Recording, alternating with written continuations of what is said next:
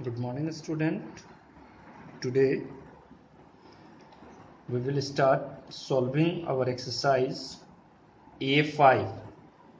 In a previous class, we had finished this exercise. Paragraph हम लोगों ने finish कर चुका था. And in a class, Aditya also recited one poem. So now I am going to explain you that poem also. Because let's see. You probably have many thoughts after reading this poem. In our class we had done if you get a chance to go, where do you go? Express your thought in a form of poem or paragraph. तो आज हमने class में किया था ना बेटा, बहुत सारे बच्चे कोई मुंबई घूमने गए, गोवा गए, विलेज में गए और उन्होंने एक्सप्लेन भी किया. सम ऑफ देम हैड सेड कि डिफरेंट टाइप ऑफ बर्ड्स देखा, बीच देखा. क्लास में बहुत फन किया हम लोगों ने आज. तो अब बेटा हम लोग आते हैं राइटिंग में, है ना. तो पिछले क्लास में मैंने ये बताया था, आई गाइडेड यू कि if I would go anywhere I would go to the zoo where I can see variety of birds and animals. तो आप यहाँ पे बर्ड्स का नाम भी डाल सकते हो, एनिमल्स का नाम डाल सकते हो, जिराफ, लायन, एलिफेंट, जो भी है. I will also enjoy the natural beauty of the environments. वहाँ पेड़ देखोगे, कुकू साउंड्स सुनोगे, मोनोरोल्स देखोगे, बहुत सारी चीज देखोगे रेल के बाद. तो I will love to see the animals in their habitat, snakes and other reptile always, है ना. ऑलवेज है बेटा, ऑलवेज एस लगा हुआ है यहाँ, ठीक है. Attracted me and I can see them in the zoo. मैं उसे कहाँ देखूंगा? जू में देखूंगा. फॉर मी, अगर मुझे चांस मिला, फॉर विजिटिंग जू इज फुल ऑफ एक्साइटमेंट. बच्चों ने लिखा है. अब बेटा आदित्य ने पोएम भी लिखा है. तो let me explain. If I would go anywhere I would go in the snow. वो कहां जाएगा? बर्फ में जाएगा, right. I pick up picture and I show. वहां मैं पिक्चर खींचूंगा और अपने दोस्तों को दिखाऊंगा. तो देखो बेटा राइम हो रहा है ना, स्नो और show. Next, I make a snowman and give a gun. I make it just for a fun. Fun for a fun. For fun के लिए हमने उसको बंदूक पकड़ाया है. उसके बाद on a mountain I see a river. I go here and go there. R river there, है ना. I make a drawing of a mountain. I see there a fountain. I can लगा सकते हो आप यहाँ, I can see there a fountain. Mountain और fountain rhyme कर रहा है. तो देख रहे हो ना बेटा, यहाँ राइम हो रहा है. Snow so, gun fun, river there, mountain fountain. अब समझ में आ गया क्या करना है इसमें? Okay, so now let's come to the quiz. ये भी हमने आज क्लास में किया था बेटा, बहुत अच्छा लगा, सारे बच्चे ने पार्टिसिपेट किया इसमें.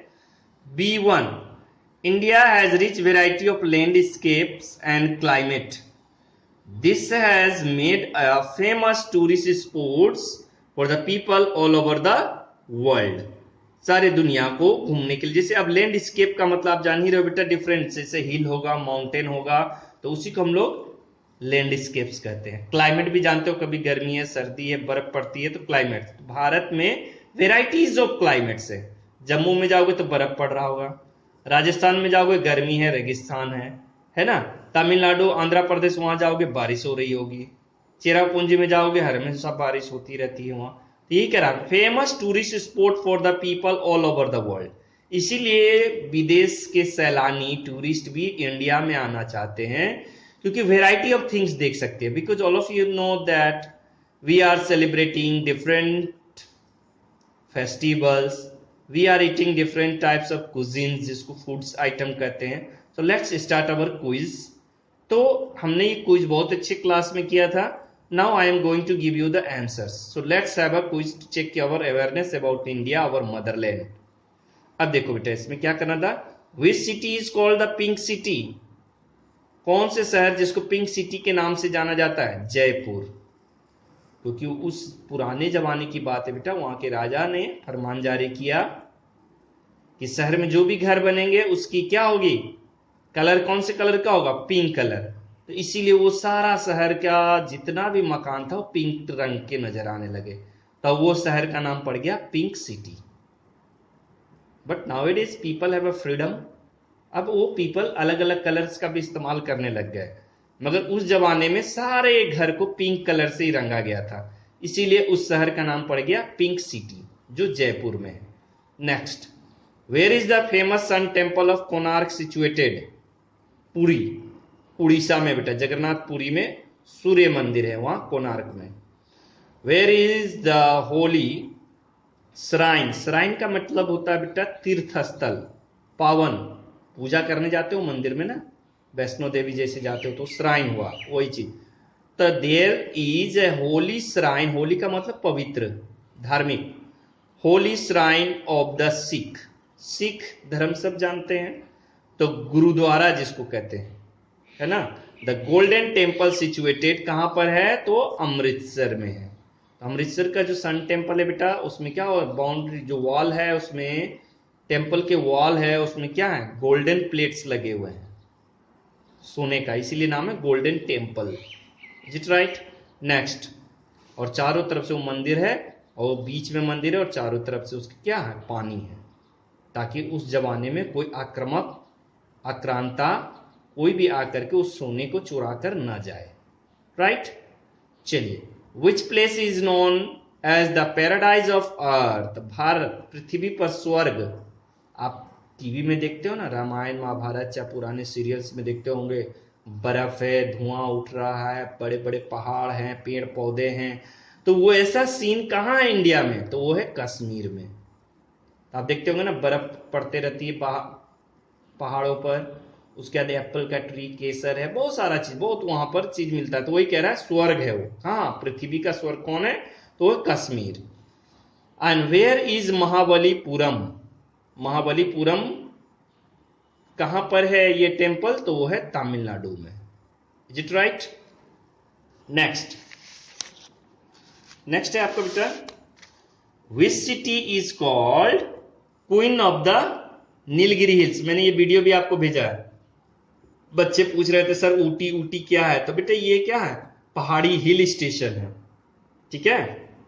तो वो उसमें पहाड़ हैं, बहुत सारे ब्यूटीफुल साइट्स हैं, तो वो कहां पर है? तो वो है ऊटी में। Right? Which is the famous tourist city of southern most tip of India? सबसे दक्षिणतम, तो वो है कन्याकुमारी। राइट? और कन्याकुमारी पे मैंने आपको वीडियो भी भेजा हुआ है, जो southern most tip of India में है कन्याकुमारी। राइट? और उस पैराग्राफ को आप पेज नंबर 39 में जाकर के इस नोट्स को पढ़ोगे, उसमें क्या मिलेगा आपको कि कन्याकुमारी जाने के लिए हमें क्या चीज की जरूरत है? एयरपोर्ट से अगर जाओगे तो 87 किलोमीटर अवे है वो एयरपोर्ट से। राइट? यहां से जब उड़ना फ्लाइट लोगे समुद्र, मैंने आपको वीडियो भेज चुका है बेटा, उसमें देखोगे बहुत अच्छा लगेगा आपको देखने में।